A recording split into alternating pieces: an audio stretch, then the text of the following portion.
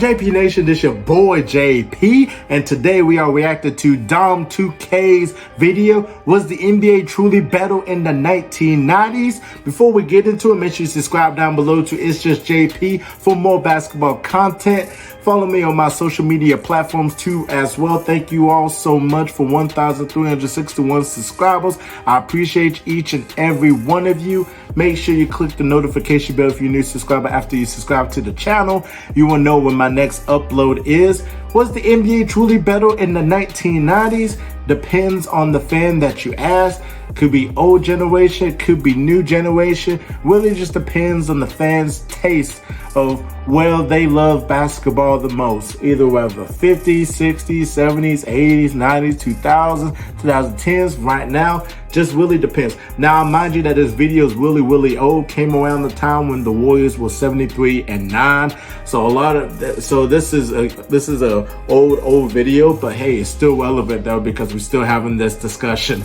So let's go ahead and get into it, man. This is very fascinating. Make sure you comment down below too as well. Tell me what you want me to react to next. So let's go ahead and get into it, man. I'm very excited with this one. I want to see this here.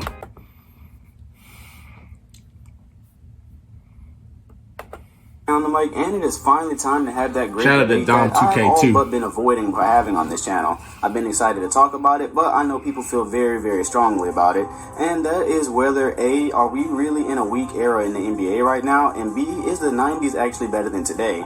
This is a pretty common conversation that pops up amongst NBA fans, and generally people feel three strong ways about it. You'll either hear the person say, A, the 90s is definitely better than today and that there's no competition. Facts. B, you'll hear some fans say that today's players are more athletic and the game has changed and become more skilled. Facts. And then C, you have the people that say it's just straight up silly to compare eras, so there's no point in even doing it. Facts. Now, to an extent, no matter what perspective you're looking from, all three of them have some valid points with what they're saying. And I thought today I would write some down on a paper and just kind of go through them, comparing or just looking at the 90s and the modern era to see where we end up. So we're currently at the end of the year 2016, and this one season in particular, people thought was going to be extremely boring because we had Kevin Durant join the 73-9 Warriors, and people were ready to pack up the season basically, you know, before August and training camp and all that happened.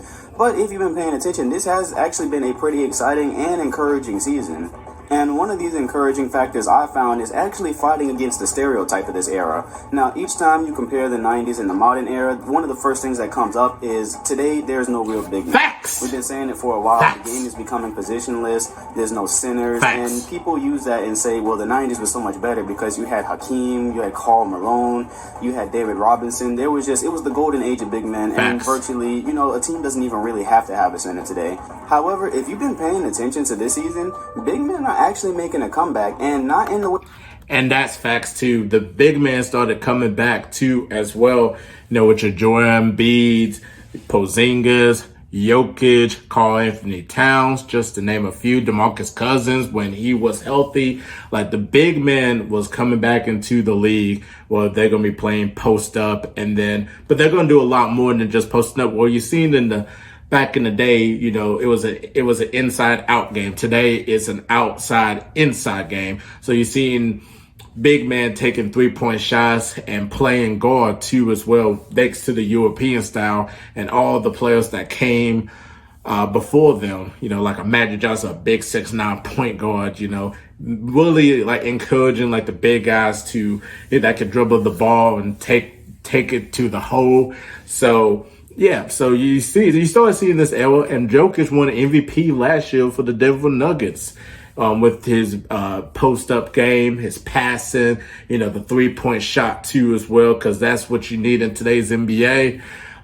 So I'm very happy the big man's back and everything though. So definitely he is right on this one. So let me go ahead and get back into this. Way people thought it would be, and it's going to be very good for the NBA, and it's also going to be a way for people to fight against that argument saying that there's no big man in today's game.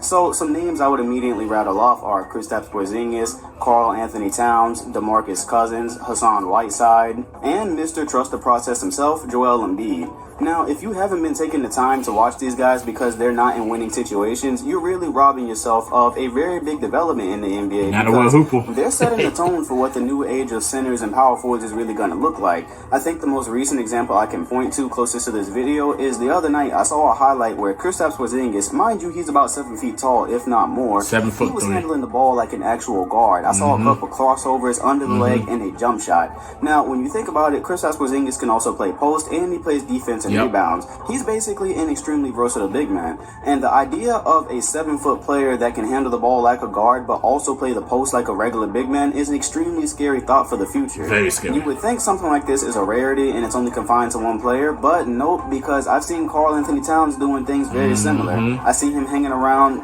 mid-range, close to the three-point line, pump faking, and the player has to take him seriously because he has that weapon in his arsenal, and then he'll blow right past you and he'll dunk it on top of your head. Not only that, but this guy also plays great defense and rebounds as well, and he has post moves. This is just becoming the norm for what a superstar big man is going to look like in the future. And don't even get me started on Joel Embiid, who's putting up some pretty beast averages and some beautiful physical play, all on minute restrictions. Ultimately, these guys are setting the tone for what it might mean to be a big man in the very near future. And if you're telling me that the future center of power forward is a guy who shoots three-pointers, handles the ball like a guard, can play post, can rebound, and play defense, it's going to be very hard to say that the NBA doesn't have big men anymore. Will you guys say that they're better than Hakeem Olajuwon and David Robinson and all these guys? You're definitely not going to say it right now, and who knows if you'll say it in the future. But my point here is one of the biggest knocks against the modern era is already losing steam because, as you can see, things are heating up down low. So I want to move to the next part of the debate. Now, this is a part that spawns from arguments that normally happen over LeBron James. What really happens is a LeBron fan tries to say he's better than, X player from the 90s or he's the greatest of all time. And then the other fan comes back and says, no, that's not possible because LeBron James plays in a weak era. And I'm not a LeBron fan, never will be, and I actually hated him as a kid. That's a fun fact. Don't hate him now, but, that's beside the point. The funny thing is, I look down all these players, ones that have recently retired and the players we have right now, and I don't think you guys notice how many potential all-time greats we have in this era.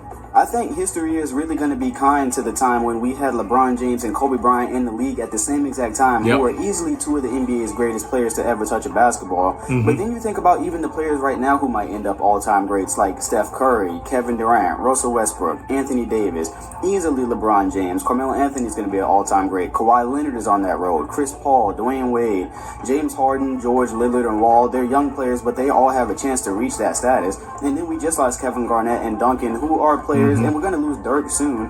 Those are all players that LeBron James competed against for teams who are basically shoo-ins for the finals. Then we have the teams that have one superstar or all-star player but no great supporting cast. And then we have the teams that have awesome supporting cast without the star player that they need.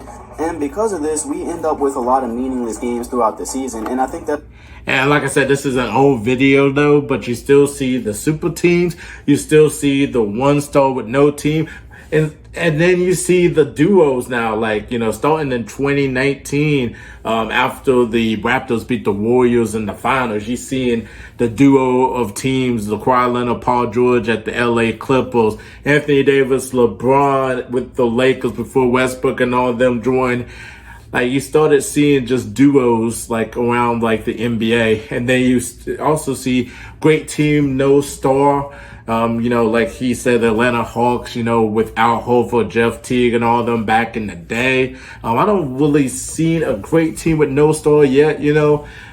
This year I can't really think of a team at the moment that's been playing really great basketball that has no star. I feel like there's a star. If there's a best player, there's a star. Maybe you could say a Cleveland Cavalier team this year. Darius Garland's going to be a star the way he's been playing. Evan Mobley is going to be really good for him. So you could say that. Kevin Love is a star, but, he's coming off the bench. He's a 6th man now. But I would say maybe Cleveland Cavaliers would be that good team. They've been playing really good basketball. So we'll see how they do at the end of the season so far. So let's go ahead and get back to the video. That's one reason that people say the 90s was better, because back in the 90s, of course you had your bad teams, but you probably saw less of the matchups that people just did not care to see. So when basketball was on the TV in the 90s, you were flocking to games, but I myself know as a league pass owner that sometimes, there's a lot of games on the schedule that I'm just not really jumping for, I mean, I'm not jumping up to see the Bucks and Wizards play or, the Kings and whoever. And I think this is an issue that would be fixed if some of these stars had a great supporting cast. So if I felt like John Wall had a great team worth watching, I'd be all over his games, but because he doesn't, he's basically, you know, I feel like if I'm watching a Wizards game, I'm only going there for John Wall, and maybe that's what people feel like is missing from the 90s. Now let's go ahead and jump into some of the nitty-gritty stuff, because these are like the most popular arguments. So as soon as you talk about the 90s and the modern era, another thing that immediately comes up is how soft today is versus how cutthroat the league was in the 90s. And people absolutely hate, and including me as a fan of today's game, I can't really stand how things that would be called a flagrant or a flagrant 2 today weren't even really considered back then for that kind of treatment in the 90s. We've heard this all before, and we pretty much take it as fact that in the 90s, if you were going to the rim, there was a price to pay. It was just that simple. Today, if you go to the rim, you can basically expect a foul, and if somebody gets too rough with you, they're either going to get a technical or they're going to get thrown out of the game. And that's like the key point that people would say to put the 90s over today's modern game. Yep. But what I'm about to say needs to be said, because I never see it come up in debates, and it's leading me to think a lot of people just don't know. So just like you can say the 90s was very physical and the modern era doesn't have that, the modern era also doesn't call zone illegal defense. And if you didn't know, back in the 1990s, you could not play a zone defense. You couldn't just have a player hanging out at a certain part of the court not guarding anybody. Then Steve Smith, that used to play for the Atlanta Hawks, Miami Heat, was such a good player in the 90s. You know, he said this, that, you know, back in the day, you know, they were playing man. They wasn't playing zone defense that you see in today's game. Like, they would have to go head up against the guy. So a shooting guard going up against Michael Jordan, you got to go head up against Michael Jordan. You can't play zone defense in the 90s. Like, if you can't guard your guy, then it just sucks for you, because you're going to be in that level. That's basically what the 90s was about. And, you know, the fouls and all that. The fouls, you know, kind of like, it's pretty easy for the point guards or the guards to just go in the hole easy for a layup now than in the 1990s, where the Detroit Pistons beat the crap out of you. New York Knicks too as well. Because it was just a physical game. You had your enforcers like your Oakley, your what's his name? X-Man.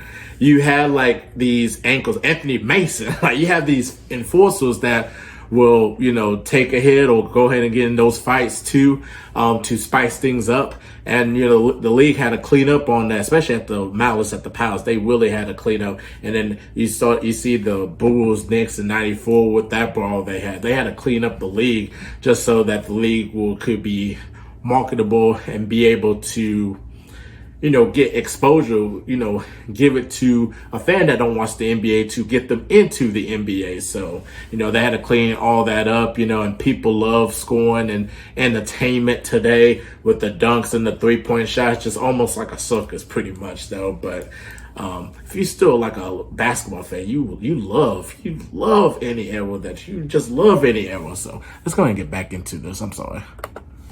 Body basically in the middle like they do today, because that would be illegal. So basically, if you were wanting to help out on a player like Michael Jordan on the wing who had amazing ISO skills, you had to come over and double team him. It was all or nothing. So the question I ask to you guys is, how great do you think some of today's one-on-one players would be in the 90s if only one guy could guard them if it wasn't a double team? If somebody had to guard LeBron James one-on-one all the time, if it wasn't a double team, who would be able to stop him, you know? Who would be able to guard a player like Carmelo Anthony, Russell Westbrook, all these great players today that we know can do amazing isolation things? Who would be stopping that? I'm not bringing this up to show favoritism to the modern era if it sounds like that. What I'm trying to say is that there needs to be a fair argument when you talk about the physicality of the 90s. You need to be able to say, okay, well, put a player like Carmelo Anthony one-on-one situation, and that's barbecue chicken every time. That's something that really needs to be brought up if you're talking about physicality. But I totally agree that, you know, getting to the rim definitely was a lot harder. Hand checking would make it harder for some of today's players. It goes both ways, so the argument needs to be had there. It doesn't need to just go one way like it does now.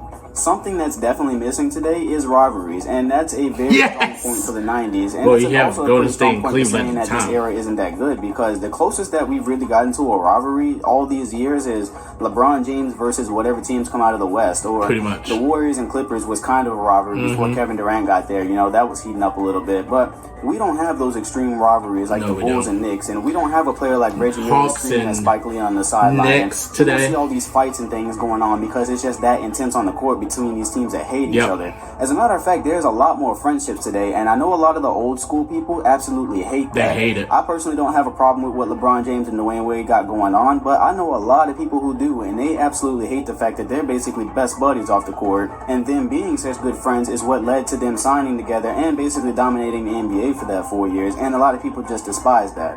So this is something I'm totally on board with, and the NBA could definitely step up here, because today we don't really have that many rivalries. I mean, the Warriors and Cavaliers, I guess, is kind of a rivalry, but even when we get those kind of matchups today, there's not hatred there, you know, because there was hatred in that Celtics-Lakers rivalry. There was definitely respect. There was love between Larry Bird and Magic Johnson, but these guys were out here beating each other's asses at points, you know, and that's not something that just existed in the Celtics-Lakers rivalry. You know, you can look all through the 90s and they were trying to win. These players really did not like each other when they were on the court, and that's something that I can't even say I've experienced, because that doesn't happen today.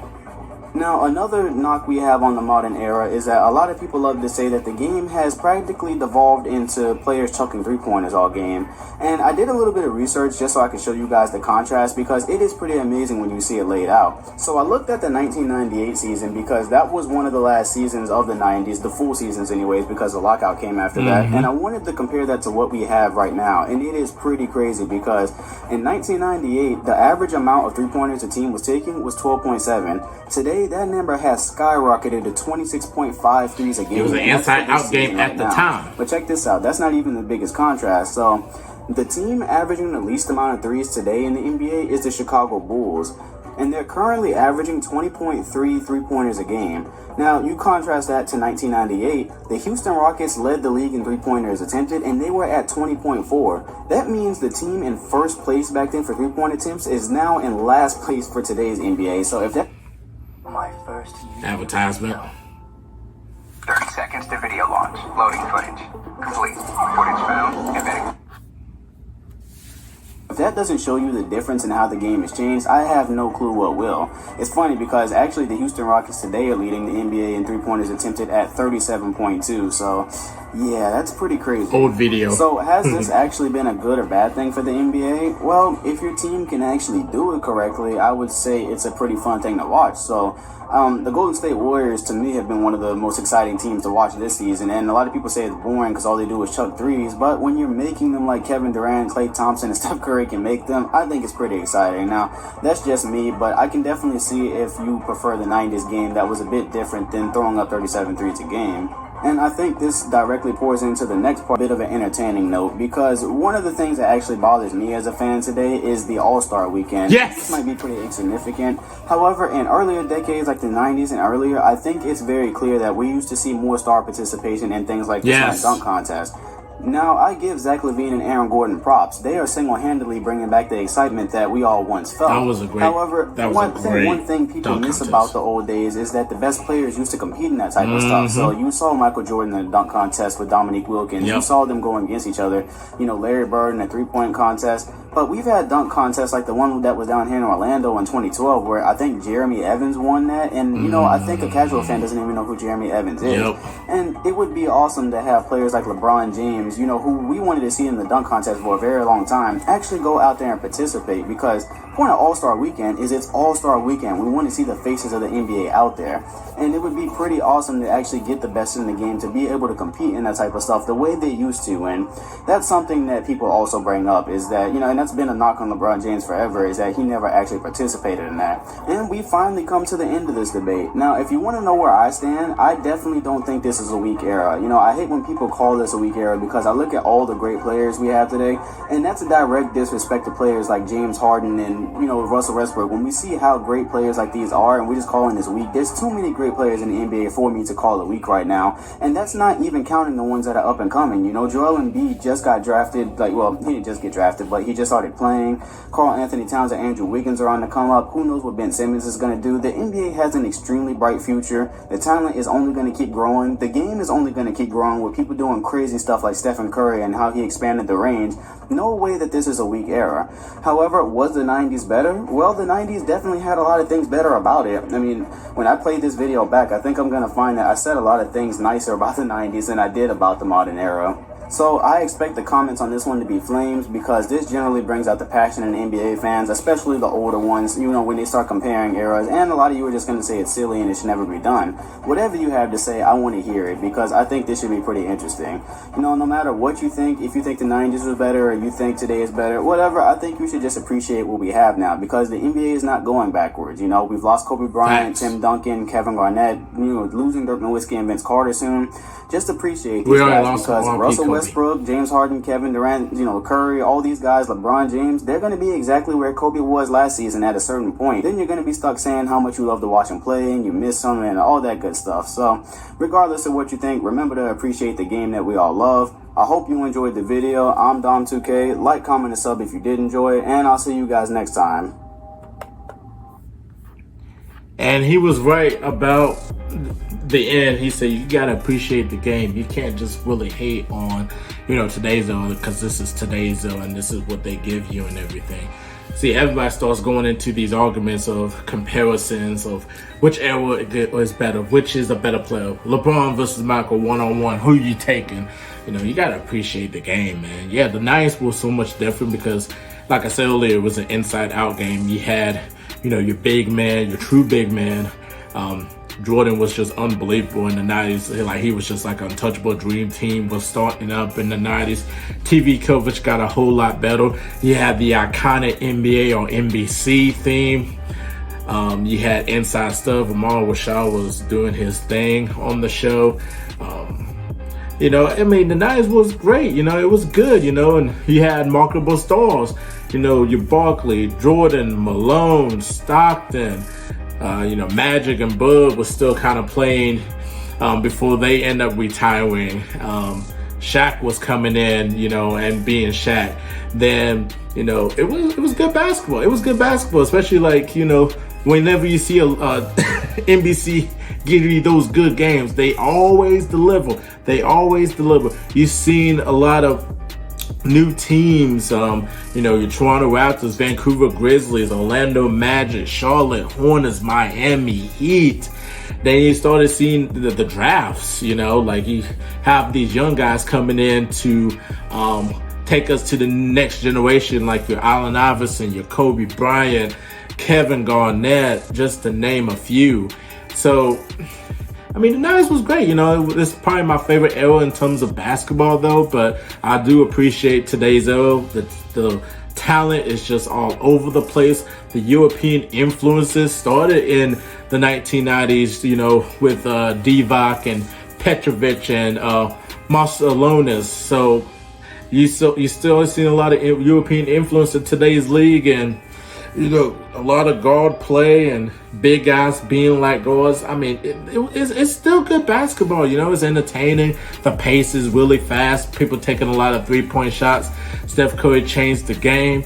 So, I mean, but you got to appreciate it, man. You got to appreciate it for what it is, man. Like, you know, we got, like I say, we got so much talent today, a lot of skilled people today. So definitely comment down below and tell me your favorite era, what you think. Which era was better than the 90s or today's era to you? Do you consider today's to be a weak era in terms of basketball? And comment down below and tell me what you want me to react to next. Subscribe down below if you like this video. Give it a thumbs up. Click the notification bell. You will know when my next upload is. I'm JP. God bless y'all. Happy MLK Day too, by the way. And we'll see you in the next video. Peace.